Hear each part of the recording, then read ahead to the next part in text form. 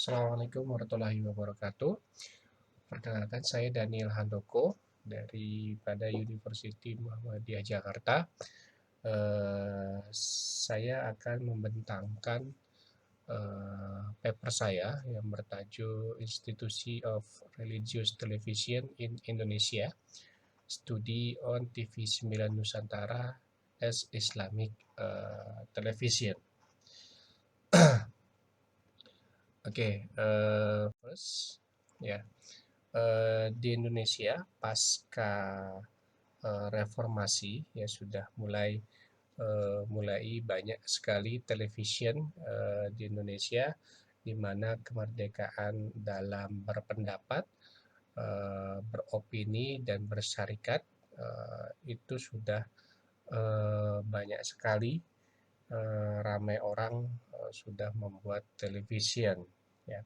Dengan kemajuan semakin bagus, kemajuan teknologi teknologi komunikasi, media televisi menjadi bahagian penting dalam penyebaran maklumat kepada halayak. Media televisi, terutama televisi, memiliki kesan yang dominan dalam kehidupan masyarakat. Nah, kemudian karena banyak kemerdekaan dalam bersyarikat, beropini, dan berkumpul, maka lembaga-lembaga atau agama di Indonesia yang menubuhkan television agama supaya bisa lebih menyebarkan informasi atau maklumat kepada masyarakat. Ya. Sebagaimana Little John dan Karen Voss menegaskan bahwa tidak ada media yang lepas dari kekuatan ideologi yang berdiri di belakangnya. Kemerdekaan atau keberadaan media sebagai tidak hanya sekadar memberikan maklumat, tetapi juga merupakan institusi dan wahana pertarungan ideologi. Kemudian menurut Stafford, ya, institusi media television juga melibatkan berbagai unsur seperti politik, ekonomi, budaya, bahkan agama yang tak dapat dipisahkan dari semuanya. Nah, kemudian John Brodrick melihat bahwa kekuatan ekonomi politik merupakan kekuatan yang signifikan dalam menentukan arah lajunya pada sebuah media. Ya. Nah, ini yang tadi saya sampaikan juga. Dan di Indonesia sendiri belum ada undang-undang dalam penyiaran agama. Ya, saya mengutip daripada JPNN, ya, Jaringan Pers Media Nasional, kemudian dengan Tempo.co 2015. Ya. Nah, di Indonesia sendiri ada perkumpulan, ya, Asosiasi Radio Televisi Televisi Islam seluruh Indonesia, di mana di Indonesia saat ini sudah ada 60 media penyiaran sampai 2019, ya, sudah ada 60 media penyiaran dan dari penyiaran Islam, dan dari semua media itu berasal dari banyak sekali warna-warna Islam yang menyertai kemunculan dari media-media tersebut. Ya.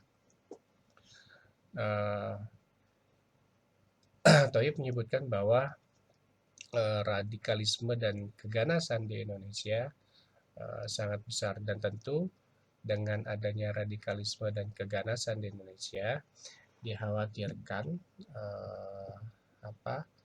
penyebaran faham ideologi radikalisme dan keganasan itu di semakin besar ya, semakin banyak ya dikarenakan penyebarannya melalui media-media yang sebetulnya masih belum ada undang-undang atau regulasi penyiaran agama di Indonesia. Nah, di antara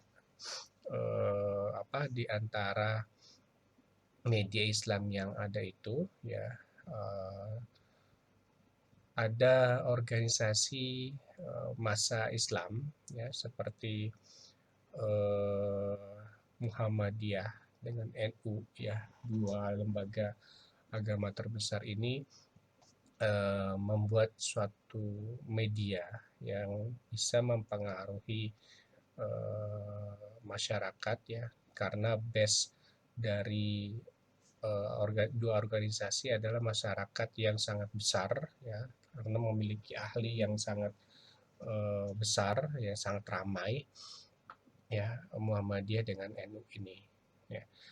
Nah, Nahdlatul Ulama mendirikan eh, mendirikan sebuah televisi yang bernama TV 9 Nusantara.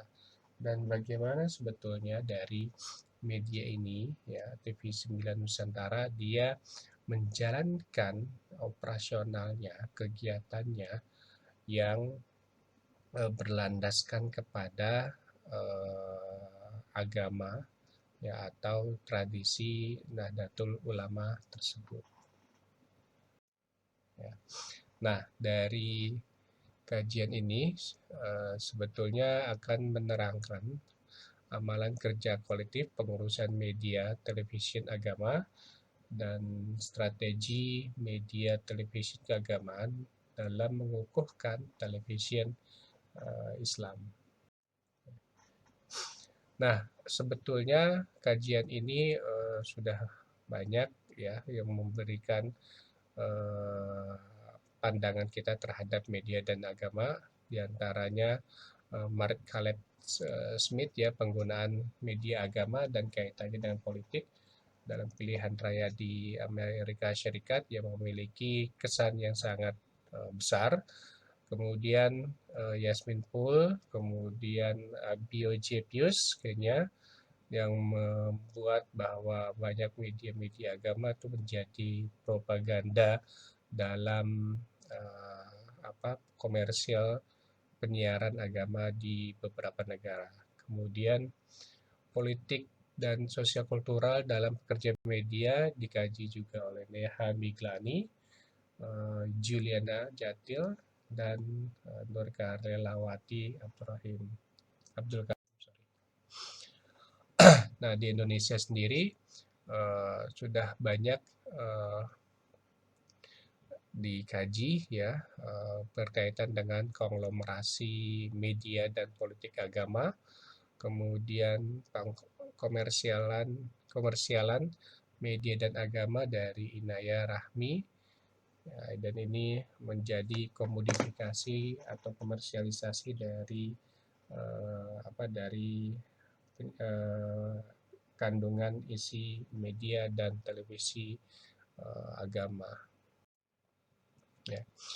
Nah, kami mengujakan kaidah penyelidikan kualitatif, kemudian kajian case dan temu bual mendalam dengan beberapa ahli atau redaksi daripada televisi 9 dan juga daripada pegawai kerajaan ya, TV 9 Nusantara ya, kemudian dari pihak kerajaan Kementerian Agama, kemudian Suruhanjaya Komunikasi Indonesia, dari non kerajaan ya, dia adalah Nahdlatul Ulama sendiri, Persatuan Radio Televisi Islam Indonesia atau RATVISI, dan Production Team ya. Nah, dari sini funding dan discussion kami melihat munculnya televisi agama ada dua sebab, yaitu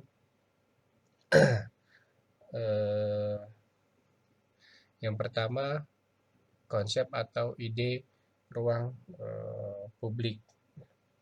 Nah, dari sini munculnya agama dalam ruang publik merupakan ide dari filsuf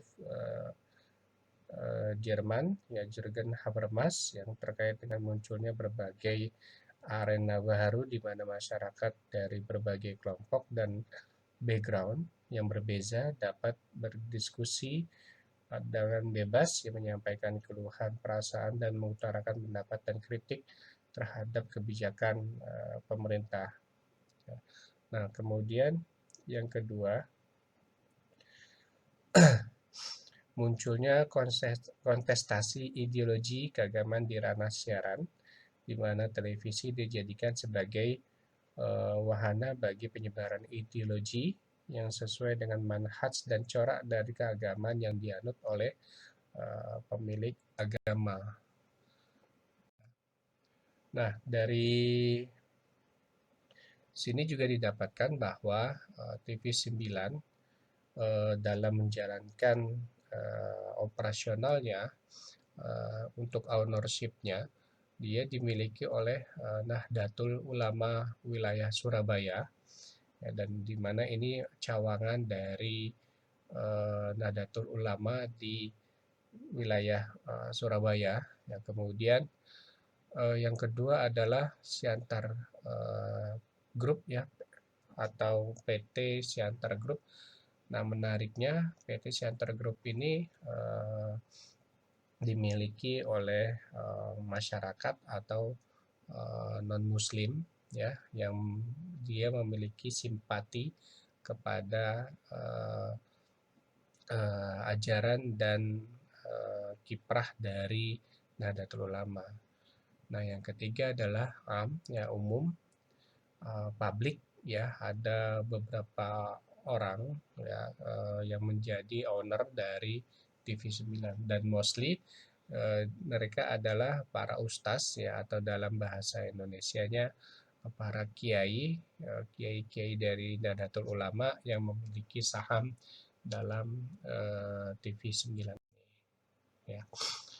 Nah, dari prinsip-prinsip kerja yang dilakukan oleh TV9, yang pertama, mereka sebagai media dakwah, yakni mengajak para audiens, ya, dengan cara hikmah, pesan lembut, nonverbal namun penuh makna yang efektif.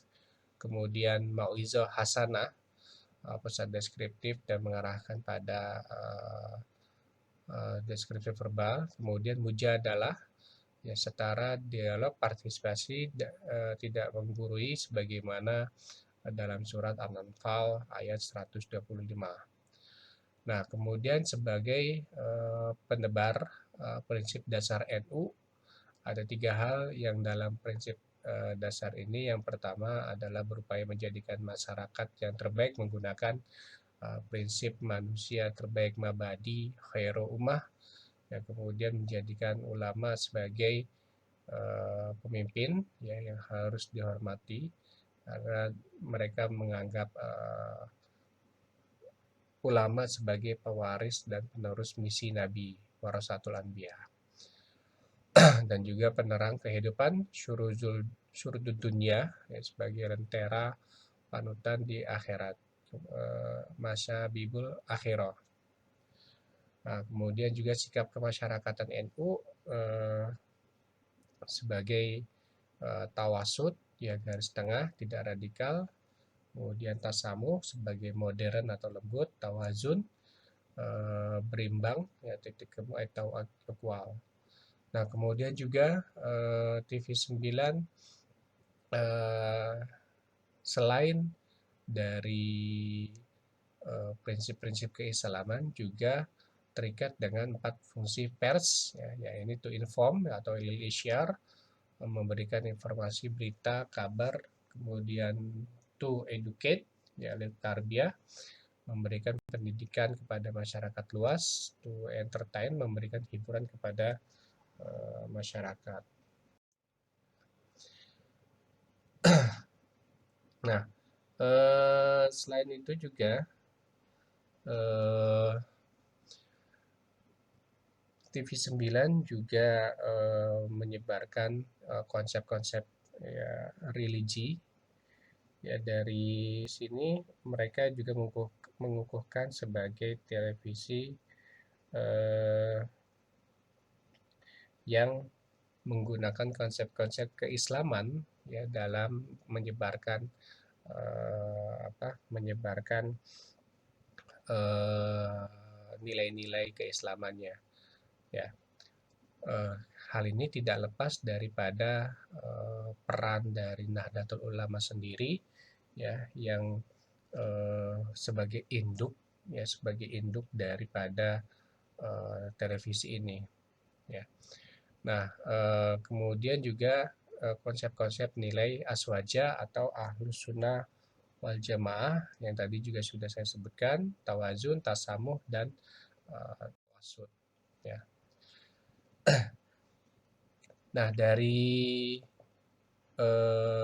pengurusan penyiaran modern ya, satu kepemimpinan karismatik NU ya, karena base kepada tradisi-tradisi nilai ke-NU-an ya yang memberikan peluang atau memberikan penghormatan secara khusus kepada ulama ya atau kiai ya, sehingga banyak sekali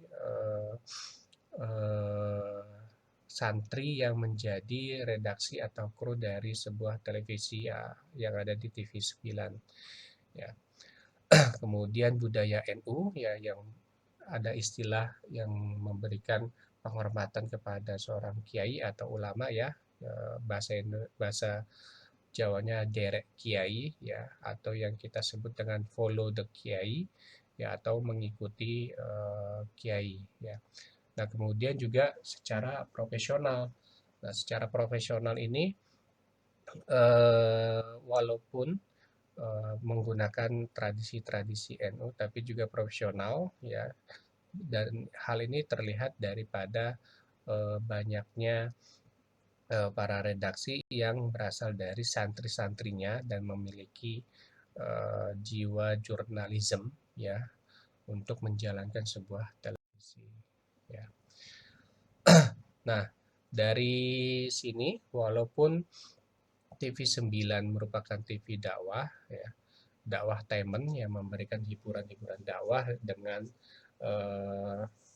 tradisi-tradisi NU ya, menggunakan istilah-istilah NU dalam menggerakkan manajemen televisi 9, tapi juga mereka mencari profit oriented ya. Nah, hal ini karena tidak banyak sokongan pembiayaan atau biaya daripada NU, mau tak mau dari sini